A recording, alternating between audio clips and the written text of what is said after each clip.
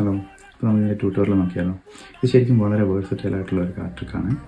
ഇതിൻ്റെ പ്രിൻസിപ്പിൾ എന്ന് പറഞ്ഞു കഴിഞ്ഞാൽ ശരിക്കും ഈ രണ്ട് സൈഡിലും നിങ്ങൾക്ക് 5 കാർഡ്സ് ഉണ്ട്. അത് ഏത് 5 കാർഡ്സ് വേണമെങ്കിലും നമ്മൾ എങ്ങനെ മിക്സ് ചെയ്താലും ഇതിൻ്റെ ഓർഡർ നമ്മൾ റീറ്റെയിൻ ചെയ്യും.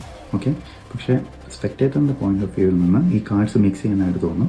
പക്ഷേ ഈ കാർഡ്സ് ശരിക്കും ഓർഡർ റീറ്റെയിൻ ചെയ്യുകയാണ് ചെയ്യുന്നത്. ഒന്നെങ്കിൽ അതിൻ്റെ ഓർഡർ റിവേഴ്സ് ആവും, അല്ലെങ്കിൽ അത് ആ ഓർഡറിൽ തന്നെ റീറ്റെയിൻ ചെയ്യും. അതാണ് ഇതിൻ്റെ ശരിക്കുള്ള പ്രിൻസിപ്പിൾ.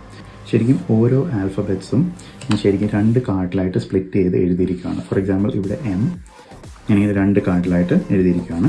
A, R. ഓക്കെ, നിങ്ങൾക്ക് ഇതിൽ എന്ത് ലെറ്റർ വേണം എഴുതാം, എന്ത് മെസ്സേജ് വേണമെങ്കിലും എഴുതാം. നിങ്ങളുടെ ഫ്രണ്ടിൻ്റെ പേര് എഴുതാം, നിങ്ങൾക്കൊരു ഡേറ്റ് ഓഫ് ബർത്ത് 2 കാർഡിലായിട്ട് എഴുതാം. ഇതിൻ്റെ പോസിബിലിറ്റീസ് എന്ന് പറയുന്നത് എൻലെസ് ആണ്. ഓക്കെ, ഇനി നിങ്ങൾ ചെയ്യുന്നതെന്ന് വെച്ച് കഴിഞ്ഞാൽ അവരോട് ഡീൽ ഓർ ചേഞ്ച് എന്ന് പറയണം. അത് അവരുടെ ചോയ്സാണ്. ഓക്കെ, അവർ ഡീൽ എന്ന് പറഞ്ഞു കഴിഞ്ഞാൽ ഡീൽ ചെയ്യുക. ചേഞ്ച് എന്ന് പറയുമ്പോൾ നിങ്ങൾ ഈ കാർഡും എക്സ്ചേഞ്ച് ചെയ്തിട്ട് ഡീൽ ചെയ്യുന്നു. ഇതാണ് ശരിക്കും സംഭവിക്കുന്നത്. പക്ഷേ നിങ്ങൾ ഒന്ന് ആലോചിച്ച് നോക്കിക്കഴിഞ്ഞാൽ അറിയാം, നിങ്ങളിവിടെ അവർ ഡീൽ എന്നാണ് പറഞ്ഞിരുന്നെങ്കിലും നിങ്ങൾ ഈ സെക്കൻഡ് കാർഡാണ് ഈ രണ്ടാമത് വരിക. ഓക്കെ, പക്ഷേ അവർ ചേഞ്ച് എന്നാണ് പറയുന്നത്. അപ്പോഴും നിങ്ങൾ ചേഞ്ച് ചെയ്തിട്ട് ഡീൽ ചെയ്യുന്നത്, പക്ഷേ ഈ കാർഡ് തന്നെയാണ് സെക്കൻഡ് വരുന്നത്. ഓക്കെ, ഇനി അതുപോലെ തന്നെ അവരിനി ഡീൽ എന്ന് പറയുകയാണെങ്കിൽ നിങ്ങൾ 4th കാർഡ് ഇവിടെ പ്ലേസ് ചെയ്യും. അവർ ചേഞ്ച് എന്നാണ് പറയുന്നതെങ്കിലും നിങ്ങൾ ഇങ്ങനെ ചേഞ്ച് ചെയ്തിട്ട് ഡ്രോപ്പ് ചെയ്യുമ്പം ആ 4th കാർഡ് തന്നെയാണ് ആ പൊസിഷനിൽ വരുന്നത്. ഓക്കെ, പക്ഷെ അവരുടെ പെർസ്പെക്റ്റീവിൽ നിന്ന് അവരതൊരിക്കലും മനസ്സിലാവില്ല. അതൊരു ഇല്യൂഷനാണ്. അവർ ശരിക്കും അത് കാണുമ്പോൾ നിങ്ങൾ പൊസിഷൻ ചേഞ്ച് ചെയ്തിട്ട് ഡീൽ ചെയ്യുന്ന പോലെ തോന്നും. പക്ഷേ എങ്ങനെയായാലും ആ സെയിം കാർഡ്സ് തന്നെയാണ് ആ പൊസിഷനിൽ വരുന്നത്. ഇനി ഈ സൈഡ് നമുക്ക് അതുപോലെ തന്നെ ചെയ്യാം. Deal or change.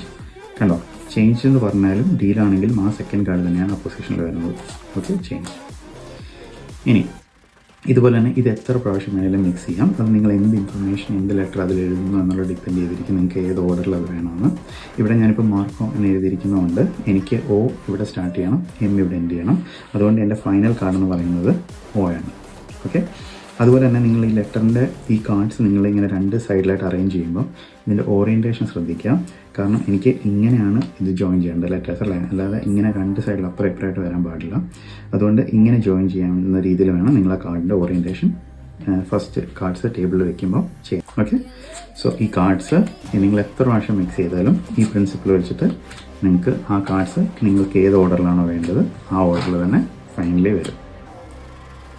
ഓക്കെ, അപ്പോൾ എല്ലാവർക്കും ട്രിക്ക് ഇഷ്ടപ്പെട്ടെന്ന് വിചാരിക്കുന്നു. നമുക്ക് അടുത്ത വീഡിയോയിൽ ഇനി കാണാം. Okay, by.